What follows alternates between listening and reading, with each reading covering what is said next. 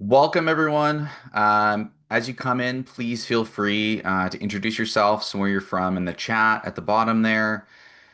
Uh, just to introduce myself, my name is Torin, and I am the lead of special projects at the Invasive Species Council of BC.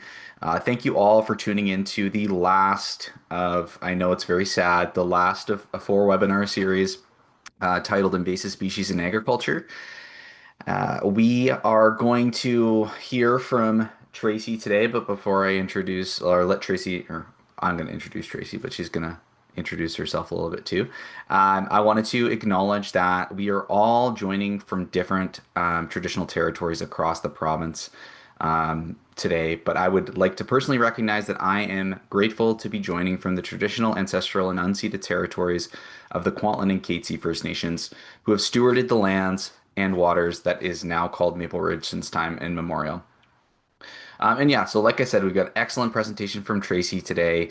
But before we jump into it, I just wanted to go over some Zoom housekeeping. If you are experiencing any technical problems with Zoom today, please use the chat box. Megan, our tech guru, will do her best to support you through any of that. If you have any questions during the presentation, please try to use the Q&A box at the bottom of the screen as well.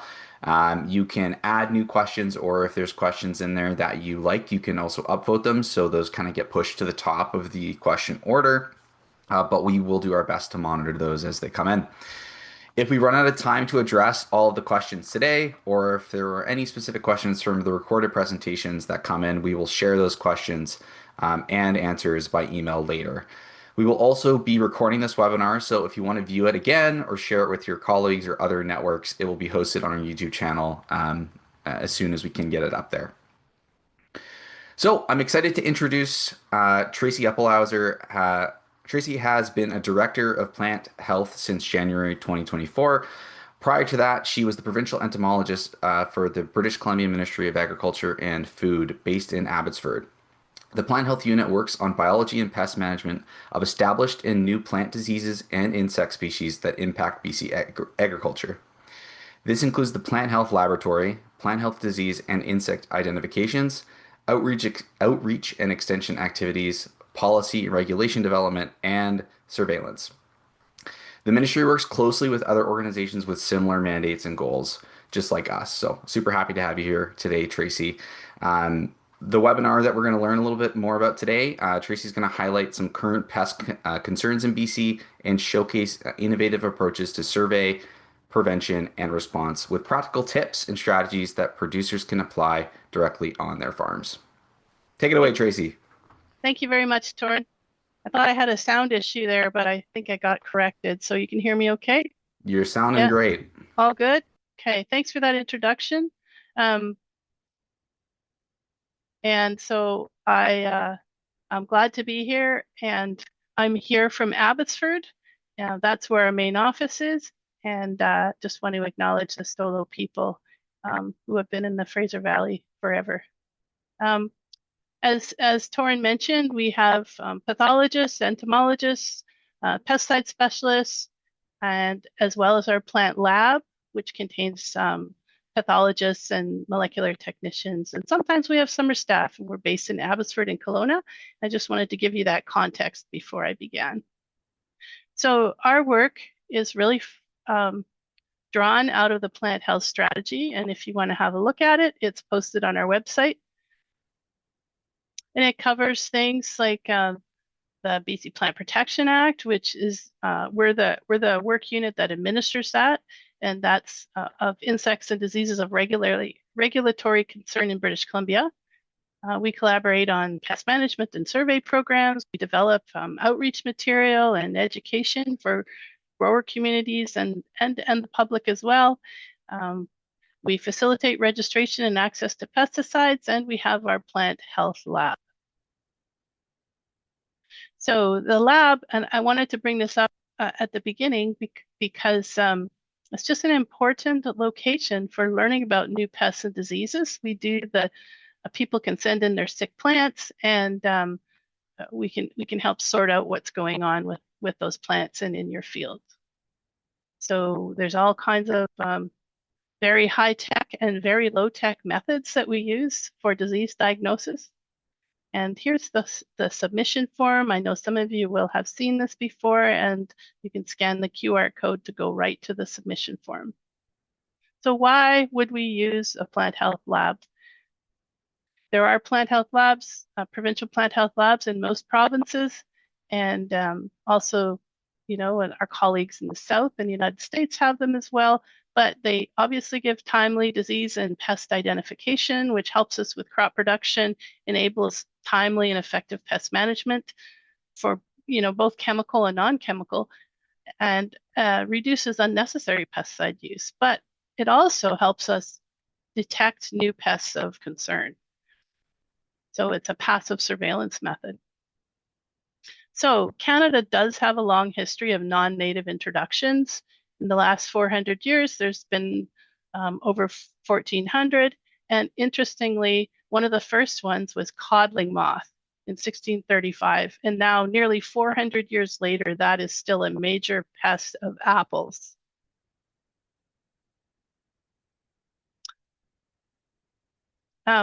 So I wanted to draw your attention to the Center for Invasive Species Research in California, and they state that just about 1,700 non-native invertebrate species have been established in California over the last 300 years.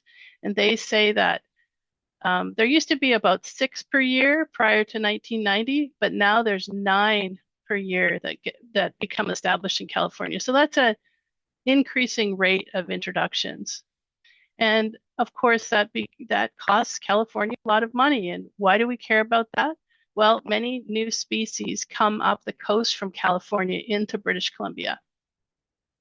So why is this happening? Why is the rate of introductions, the rate of invasives increasing? Well, the volume of trade is increasing, tourism and other travel, as well as access to international markets is on the increase. And of course, it's taking less and less time to get there. So if you're interested in seeing what kind of pests are on the list, as far as regulation and survey go, the Canadian Food Inspection Agency has a list of the known pests that they're looking for, the ones they watch for every year. And they are the administrators of the Canadian Plant Protection Act. And of course, its main objective is to limit pest introductions into Canada through trade, human movement, and movement of goods. And as I mentioned, we have the BC Plant Protection Act. And mostly we use this act as a way to enable treatment on area-wide control programs such as spongy moth or Japanese beetle. And you can check it out at these QR codes. So that's all fine if the pests are on the list and everyone's watching for them. But what do we do? Or the fact is that many pests do not show up on lists and may not be anticipated. So I'll just show you some examples of those. Spotted winged Drosophila showing up in California in 2008 and then in BC in 2009. And it started showing up, and boy, that spread was.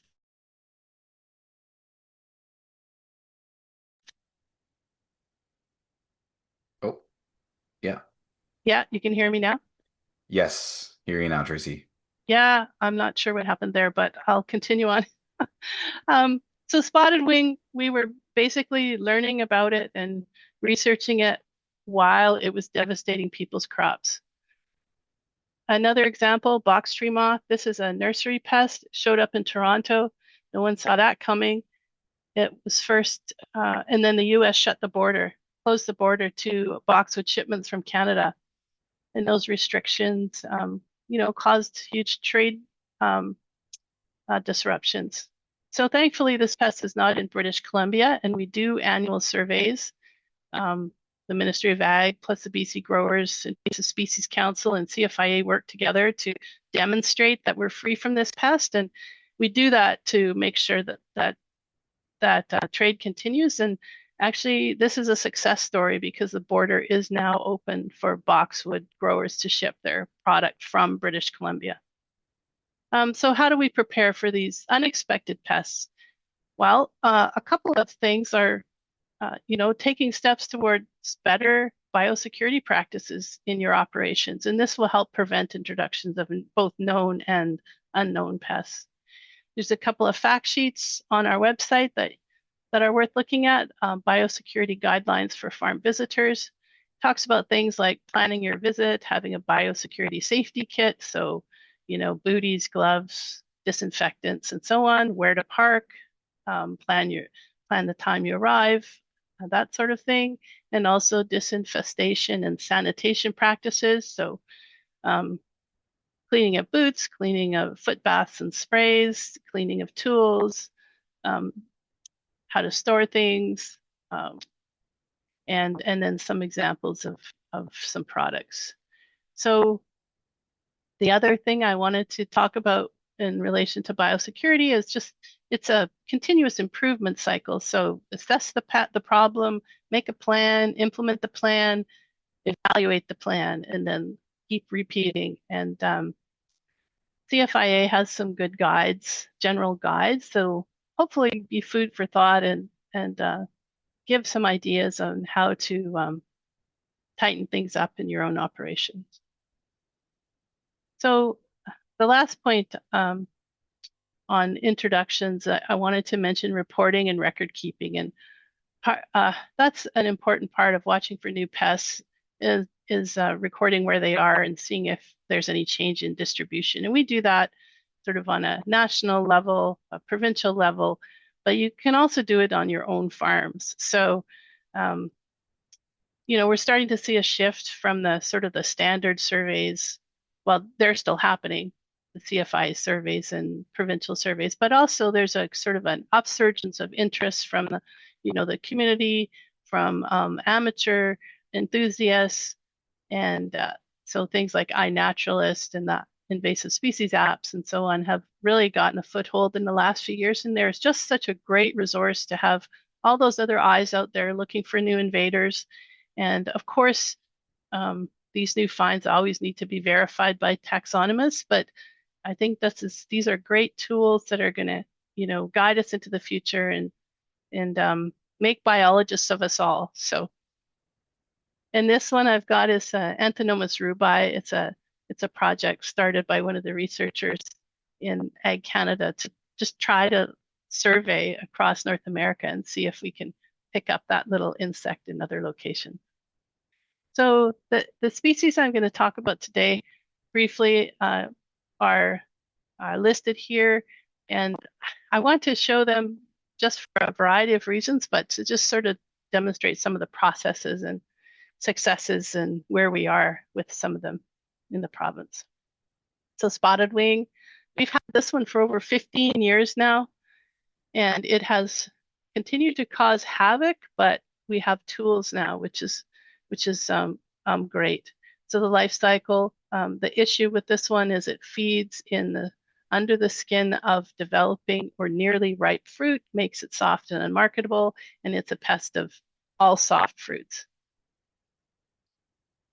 So there are over 129 hosts recorded globally, wild and cultivated.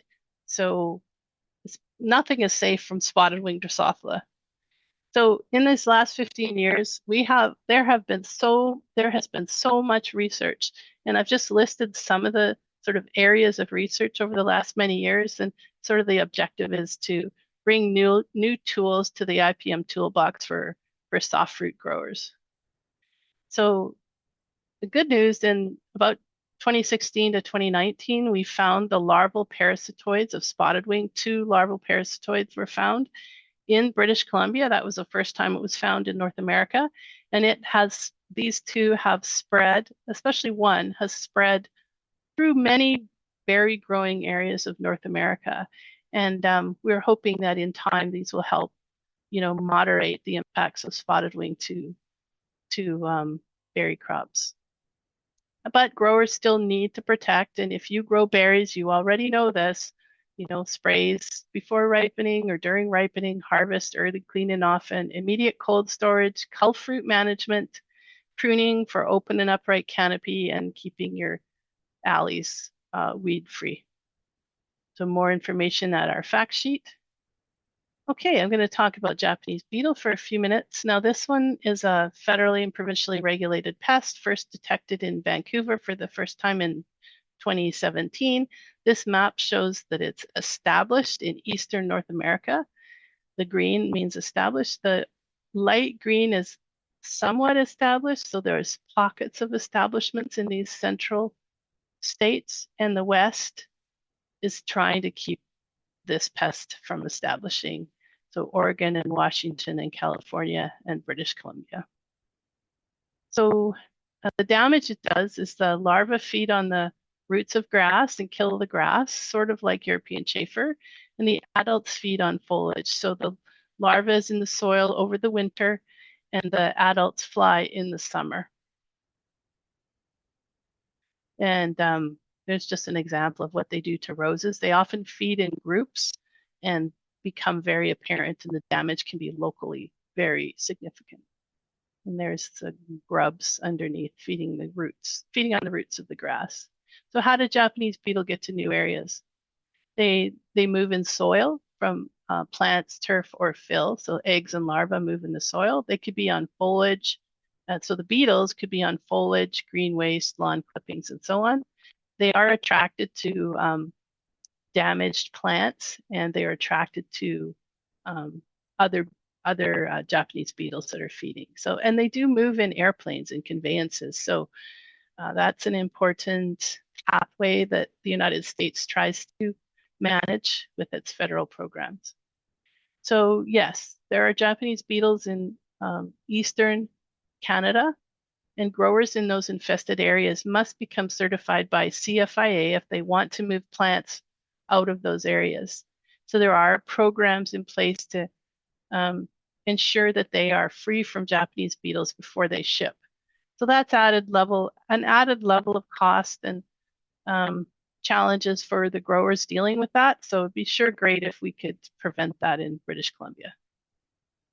So this is just a shot of some of the partnerships and some of the partners in the Japanese beetle program that we're currently running in coastal British Columbia.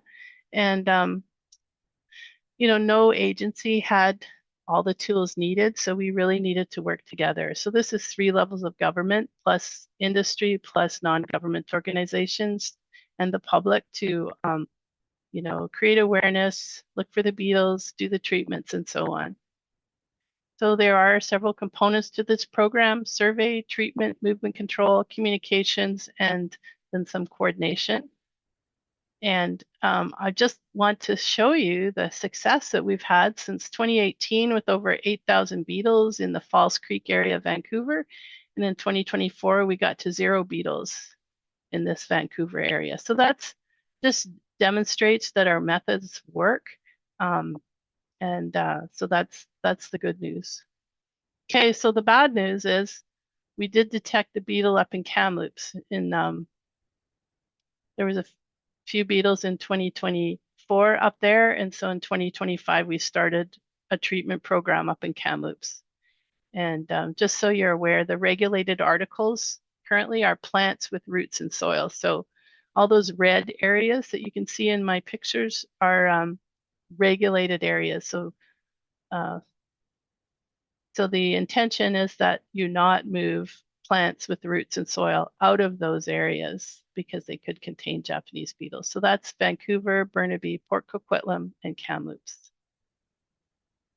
So our goal is 2 years with no beetles. That's when we'll know, we have success. So to be continued. We're not there yet. So would this impact berries? We already talked about the trade implications of ornamentals and non-food crops, but berries, yes, definitely the beetles feed on above ground parts, and they do cause direct plant damage, which is not good for crop production. So brown marmorated stink bug, I want to talk about stink bugs in general.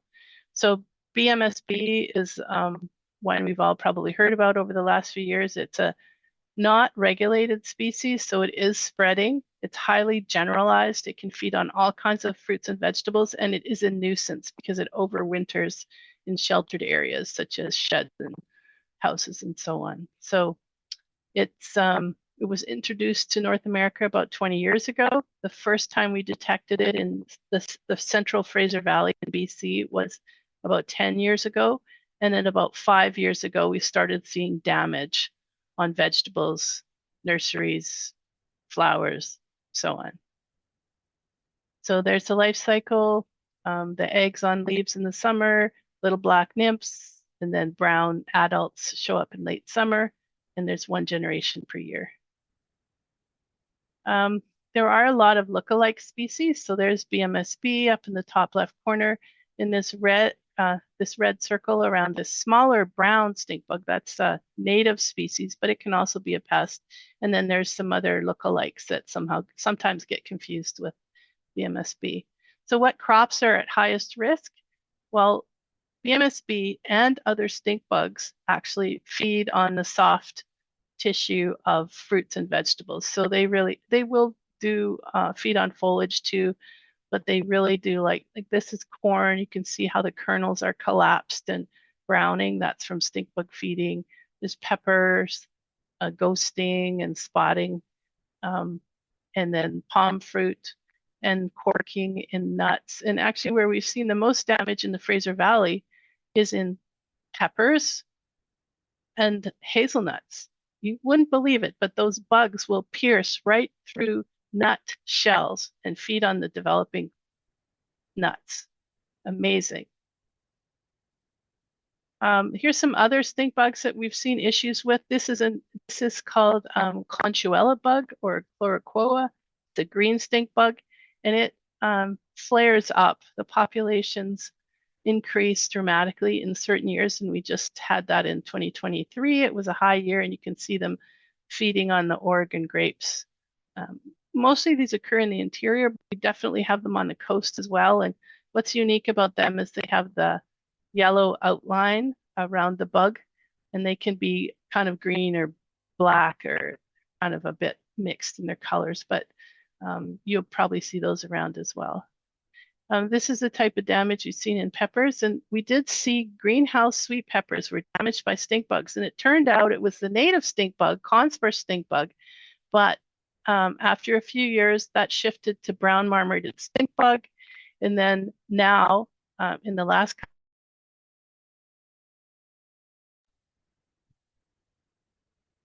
Sorry, Tracy, 1 second here. Your audio is just cut out.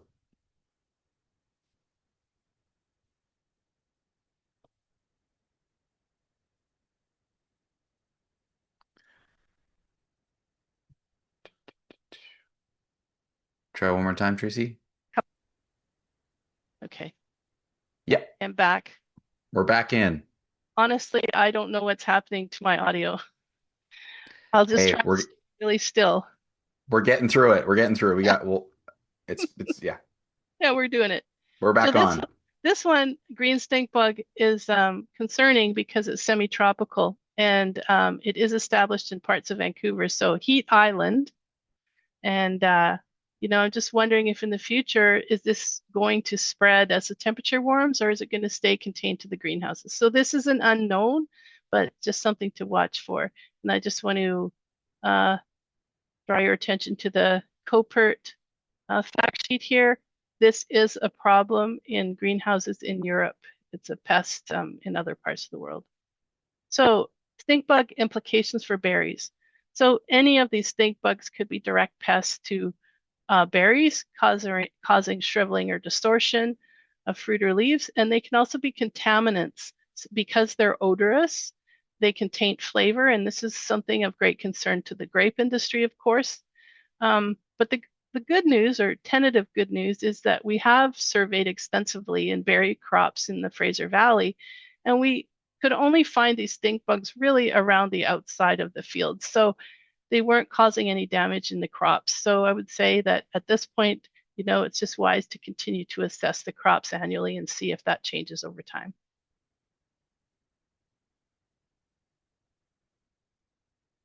Okay. So some more good news. So we did find the parasitoid um, for BMSB. It's an egg parasite, and you can just see the little wasp on the egg mass there. Those eggs are parasitized and they turn black when they've got a baby wasp growing in them instead of a stink bug. So it's a nice, easy way to tell if there's parasitoids present. And I just want to highlight that this was first found in 2021 by an avid gardener in his backyard. So, it's really important that we have professionals and non-professionals out there looking for new things. And now we've found this Trisulcus japonicus both in the Okanagan and on the coast where BMSB is established. So we hope that it will limit brown marmorated stink bug and keep the populations from increasing. So just AFC researchers are also looking for egg parasites of that new southern green stink bug, and we hope we see that one as well. So stink bug management in general, scout for bugs and look for damage in risky crops. As I said, we saw it in hazelnuts, and it wasn't really enough that growers had to spray or do anything like that, but they are definitely watching it. And one thing that I wanted to let you know is sometimes there's novel approaches. Like in the greenhouses, they were actually having workers hand picking the stink bugs as a means of control. And if they could pick the stink bugs before they laid eggs, then they would prevent the population from burgeoning. So I thought that was a good approach. There's also generalist predators, of course, and I love this picture of the redback jumping spider eating a BMSB nymph. So I wanted to share that with you. More information on stink bugs, the QR codes there. Okay, BMS or strawberry blossom weevil. This one is a tiny Anthinomus weevil. It's there's many other Anthinomus species, but this one is a pest in Europe. And we found this one in 2019, 2020 in Abbotsford area. And once we started looking, we found it was already widespread throughout the Fraser Valley. And it has been confirmed in North Washington. National survey has showed that it's not anywhere else. It's so far as just in the Pacific Northwest, BC and North Washington. And so this is the life stages, little weevil. It pierces, feeds into buds and snips buds. There's a little egg inside the flower and the little larva that feeds inside the bud. So it kills the flower buds, and I'm just showing you some dead potentilla buds that are snipped by the weevil. And you can see the dead strawberry buds there. And of course, it does impact yield and aesthetics. There's raspberry buds killed, rose buds killed, thimbleberry, so it does go into native crops as well. And it became a regulatory issue. So in 2021, the US put a trade restriction in place on any producers of host plants, caneberry, strawberry, rose, being exported to the USA. So even though they found it in Washington, this regulatory order is still in place, unfortunately. So while this started out as an economic fruit production issue for berry crops, it became a regulatory issue for nursery production. So that was unexpected. And through a partnership, we, have been working through this both in the biology research and management and trying to work on resolving this policy issue. So how did it get here? Strawberry blossom weevil probably came to North America on flowers. The adults are pollen feeders, and so you can find them in flowers. So maybe imported plants, and there are records of it being detected at US ports from time to time. So part of the work we did was, how do you scout for this thing? How do you find it? What are the best methods? And so we looked to Europe and else in particular to look at how they did it. So we tried visual inspections. We tried, tapping for adult weevils in the flowers, looking for dead buds. We tried several methods. There's a little weevil on the strawberry. We tried pheromone traps, sweep nets, tapping, as I said, sticky traps with lures and without. You can see the little weevils circled there. Um, and what we found was no monitoring method is completely reliable alone. We needed to use more methods than one, but we did find consistency in when the weevils started causing trouble and laying eggs in buds, and that was mid-May. Is there an action threshold? The experience here on the coast in berries is basically if you can detect the weevils and you have dropped buds, you have too many. And you probably need control, at least on the field edges. Timing of treatments.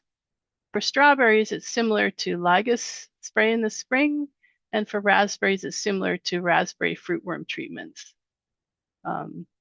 which affect buds as they start to separate. So I wanted to show this a wild host picture because roses, of course, are a host. But in this blackberry picture, you can see so many dead buds. So there's a few fruits, but there is a lot of dead buds here, all killed by strawberry blossom weevil. So more information from our production guides, the Ministry of Ag production guides, and also CFIA. Spotted lanternfly. I want to mention this because it's not present in Canada. It's a really distinctive insect, so visual surveys will be really important.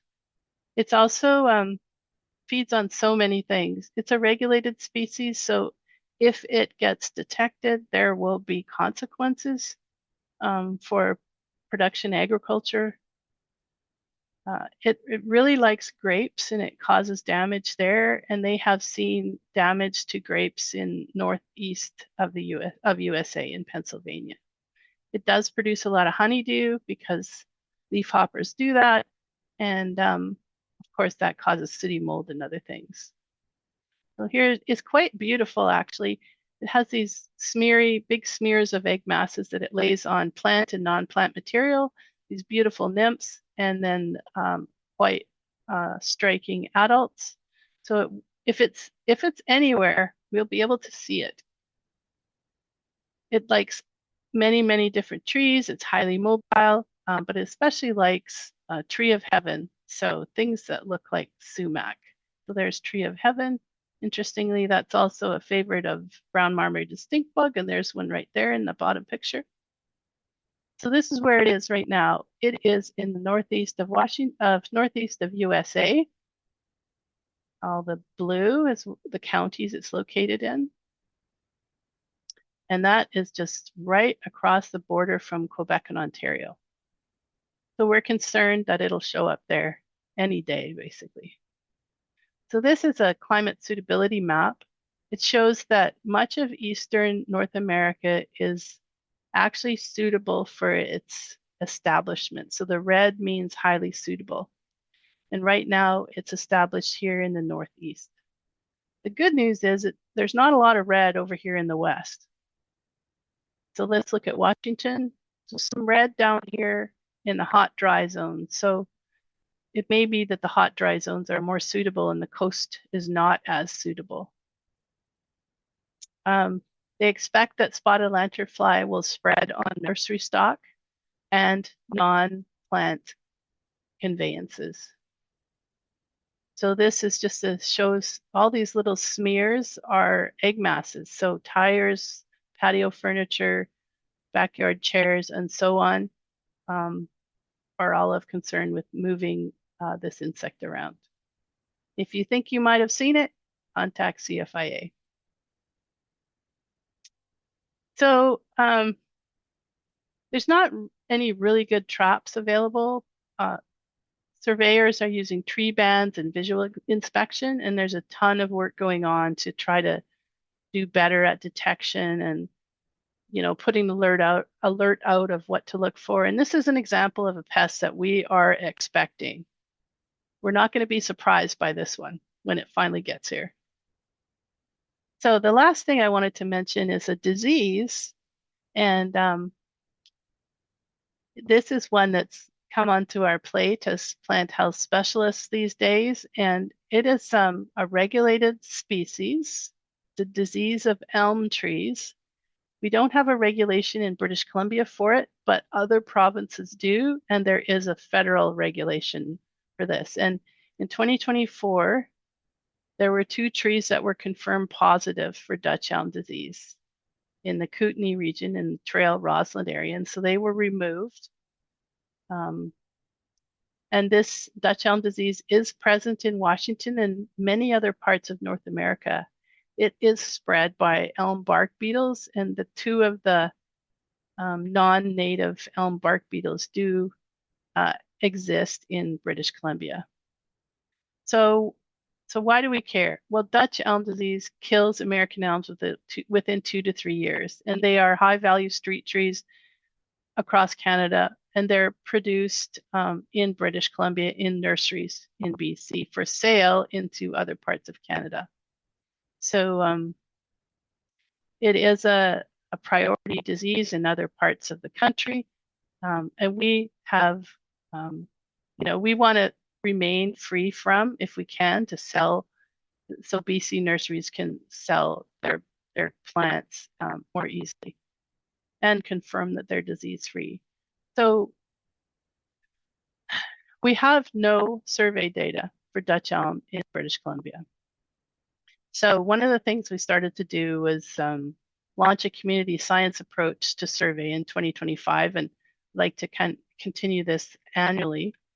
And so what I'm asking is for people to look for symptoms from late June to August. And if you find wilting and dying, let's go back to the picture here. If you find wilting and dying elms or thinning canopies, use your pole pruners and snip off some of those branches and keep it cool and get it shipped to the plant lab, and we'll test it for Dutch elm. So um, so yeah, I think, this is for growers, this is for homeowners, this is for tree enthusiasts who have elm trees on their properties. Just watch, and if they're sick trees, we'd love to get some samples. And that's kind of the first step in deciding what happens next, as far as if there's regulated areas, if there's, if there's anything new or next that has to happen. So, conclusions of all this: the rate of new pest incursion is increasing. The damage from pests can include trade implications, not just the direct damage that we often think of with pests. Now, some pests are expected, some of them are on the list, but some of them may come as a surprise, and those ones are harder to anticipate. So each pest situation is unique and requires different and specific responses, but much of the process and the roles we all play remain the same. So pest prevention and surveys incorporate, you can incorporate these into your own operations. Consider them as biosecurity practices or IPM monitoring, field scouting. All those are really important to, basically do early detection, rapid response on your own properties. And novel survey methods such as iNaturalist and community science project collaborative projects are becoming more and more the norm as these challenges continue to get bigger, and resources continue to get tighter for everyone. And partnerships are always going to be critical, are going to continue to be critical to achieving success.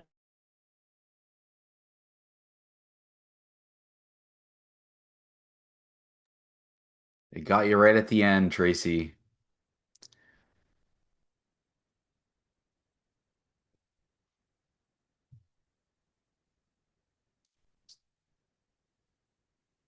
Try one more time. Oh, Okay, I'm back. we're good. This is my last slide.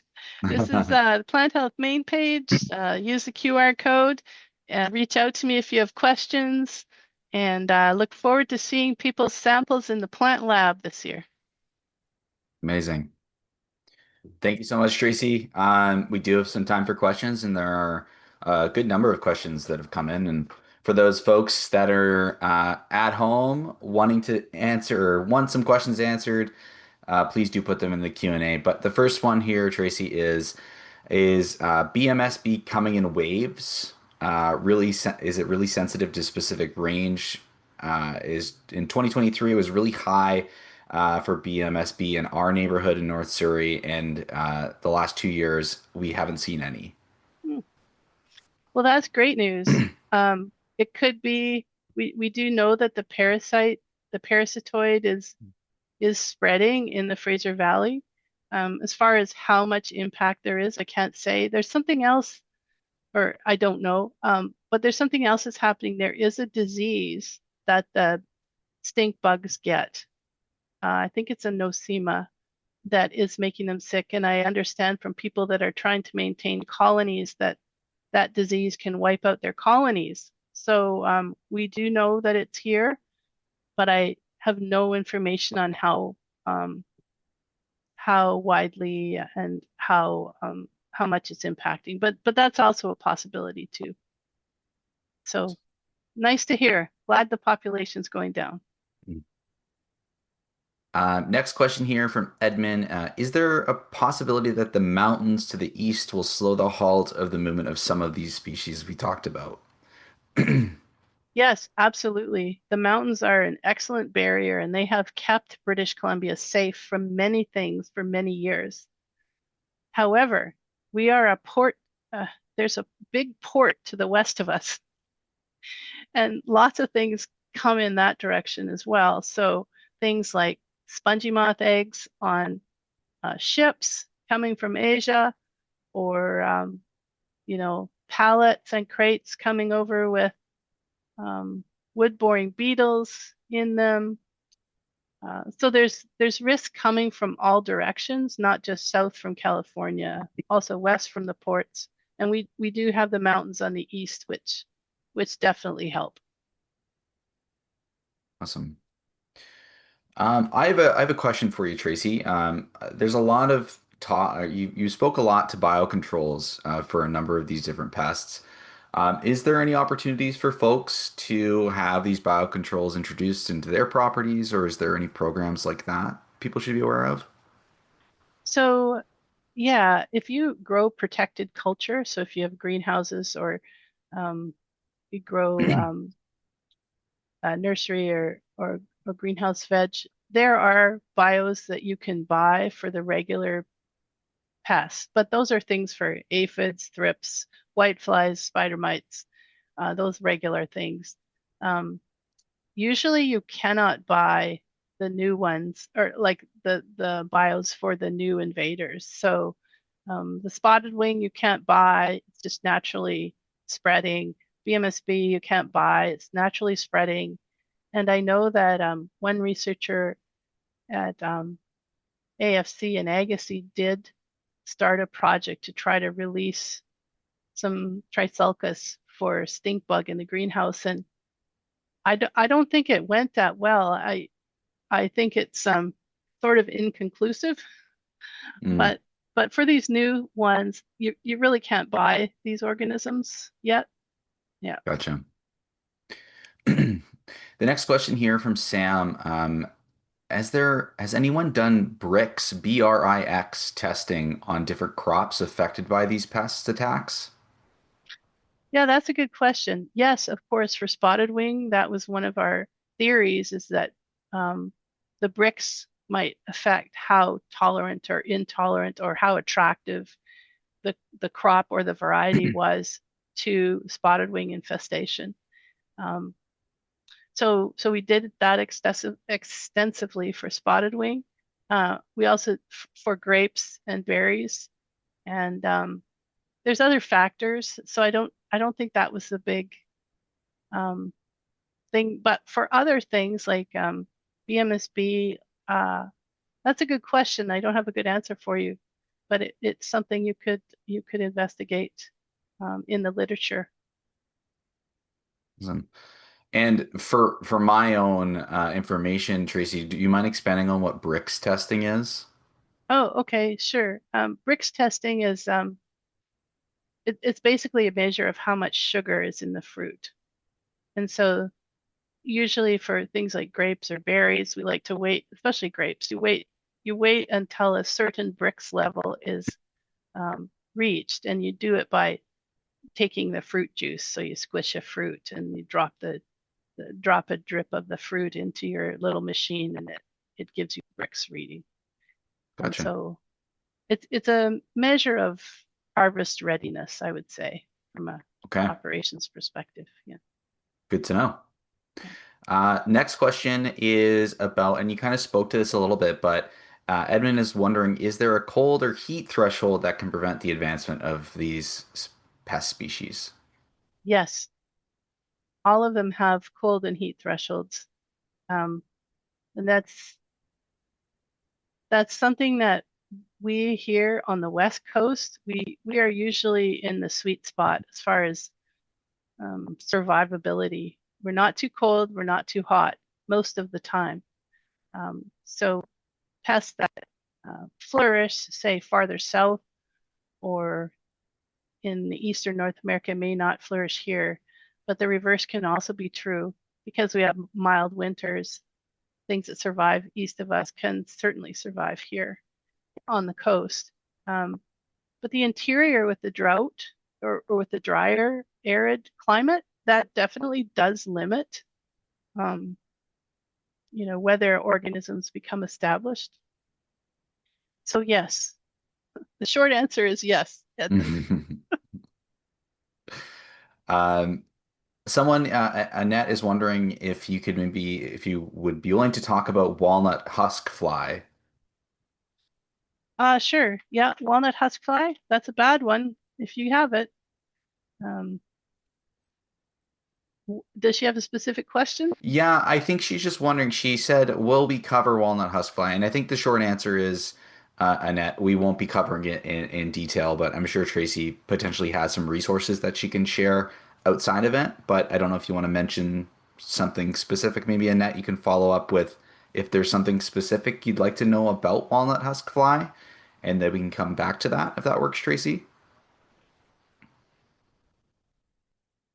Oh, can't hear you again. Okay, I'm back. Reminds me of when I used to have really old headphones and you'd have to fold them a certain way so you could listen through one earpiece. I'm really Um, sorry. This has not happened no, to me before. it's all good. We're getting lots of good information. But I don't. Are you okay? Maybe if Annette expands a little bit more, if she's something Yep. specific, can we come back to it? Okay, awesome. Yep. So yeah, Annette, if you want to just expand a little bit more specifically, I'm sure there's some resources we can share generally about walnut husk as well. Yep. Okay, Gail is wondering, is this being circulated to arborists in BC and to tree pruners for the Dutch elm disease? It might be a good starting place. Yes.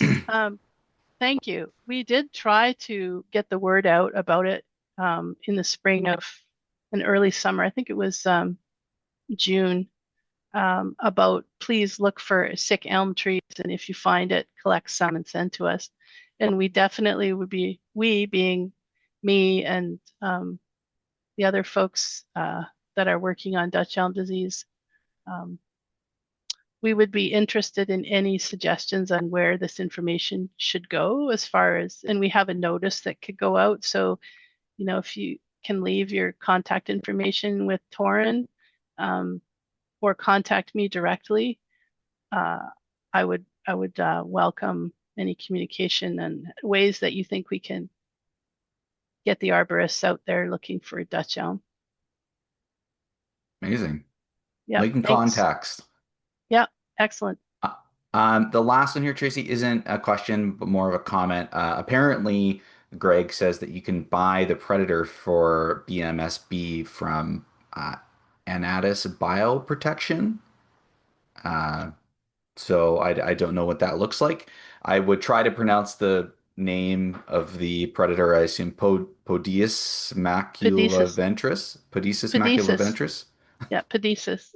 Okay, Yeah, yeah, pedesis is a generalist predator for sure. Yeah, you can buy that. Um, if it impacts BMSB, I'm not sure about that, but yeah, that one's been around. It's a good generalist predator to use in protected culture. Yeah. Awesome. Okay. I think there's one or a few more here. If you're still good to keep going, Tracy. Yeah, I realized I went way faster than I expected on my slides. Well, you were expecting so many questions, and we've been getting lots of questions, so this worked out That's perfectly. that's excellent. Yes. Yeah. So we have 80 trees all infested, have collected unripe fruit to prevent the maggots from falling on the ground, are collecting everything that falls to the ground as fast as we can, are disposing of the infested nuts in a safe place, but are still losing almost all nuts since 7 years. Can you Wow. recommend a successful method? So there is a product called GF120 that is registered for control of that type of insect. And I believe, yeah. And so, anyways, I think it's registered for walnut husk fly. It's a commercial product, though. So if you have only one tree, it may not be a cost-effective approach. But it's in a, so the idea is that it attracts the fly and then it eats the solution, and the solution has spinosad in it, so it dies. So it doesn't lay eggs. So that's a method that's registered for commercial growers for that type of fly.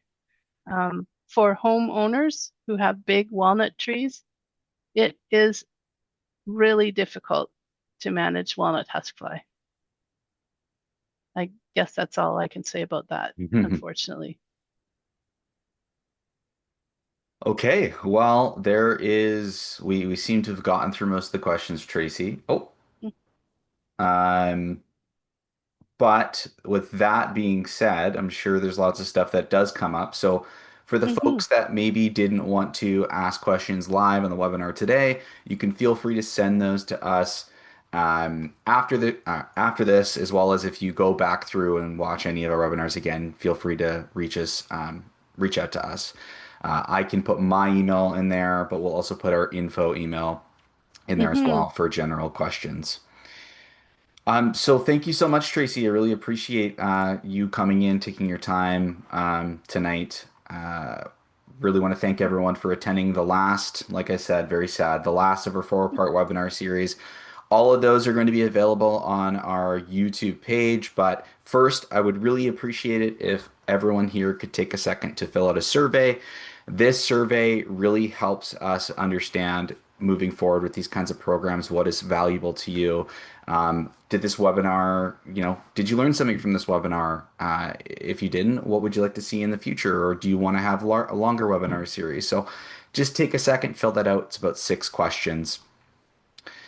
Um, Lastly, we are hosting an in-person workshop, but it was in such high demand that we are sold out. But we have switched it to a hybrid workshop and are offering attendees like yourselves to tune in via Zoom. It's going to happen on Thursday this week between 9 and 1:45.